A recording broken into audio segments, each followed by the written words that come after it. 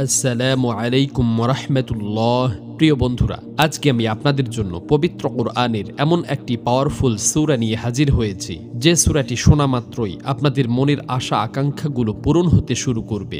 সকল অভাব অনটন ও দুঃখ দুর্দশা দূর হয়ে যাবে। যে কাজগুলো দীর্ঘদিন থেকে আটকে আছে সেগুলো সম্পন্ন হবে। চতুর্দিক থেকে আপনারা সুসংবাদ পেতে থাকবেন ইনশাআল্লাহ। এটি এতই শক্তিশালী একটি সূরা যে এটি শুনতে শুনতে আপনারা মনে মনে যা চিন্তা করবেন তাই পাবেন।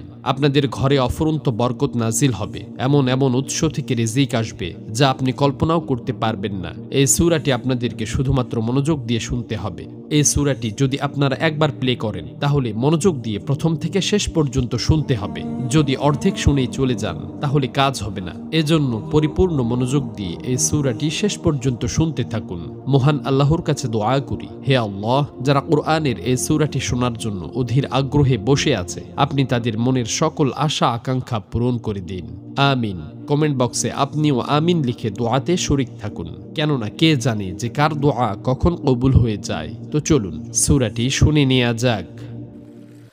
أعوذ بالله من الشيطان الرجيم بسم الله الرحمن الرحيم يا أيها المزمل قم الليل إلا قليلا نصفه أو انقص منه قليلا أو زد عليه ورتل القرآن ترتيلا إنا سنلقي عليك قولا ثقيلا إن ناشئة الليل هي أشد وطئا وأقوم قيلا إن لك في النهار سبحا طويلا واذكر اسم ربك وتبتل إليه تبتيلا رب المشرق والمغرب لا إله إلا هو فاتخذه وكيلا واصبر على ما يقولون واهجرهم هجرا جميلا وذرني والمكذبين أولي النعمة ومهلهم قليلا إن لدينا أنكالا وجحيما وطعاما ذا غصة وعذابا أليما يوم ترجف الأرض والجبال وكانت الجبال كثيبا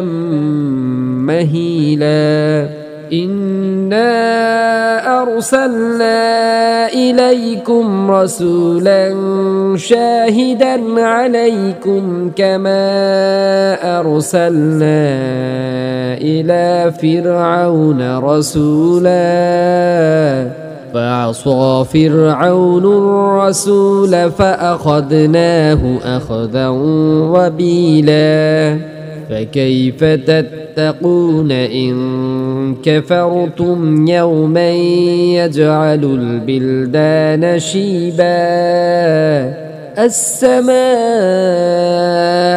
منفطر به كان وعده مفعولا إن هذه تذكرة فمن شاء اتخذ إلى ربه سبيلا إن ربك يعلم أنك تقوم أدنى من ثلثي الليل ونصفه وثلثه وطائفة من الذين معك والله يقدر الليل والنهار علم أن لن تحصوه فتاب عليكم فاقرؤوا ما تيسر من القرآن علم أن سيكون منكم مرضى وآخرون يضربون في الأرض يبتغون من فضل الله وآخرون يقاتلون في سبيل الله فاقرؤوا ما تيسر منه وأقيموا الصلاة وآتوا الزكاة وأقرضوا الله قرضا حسنا وما تقدموا لأنفسكم من خير تجدوه عند الله هو خيرا وأعظم أجرا واستغفروا الله إن الله غفور رحيم صدق الله العظيم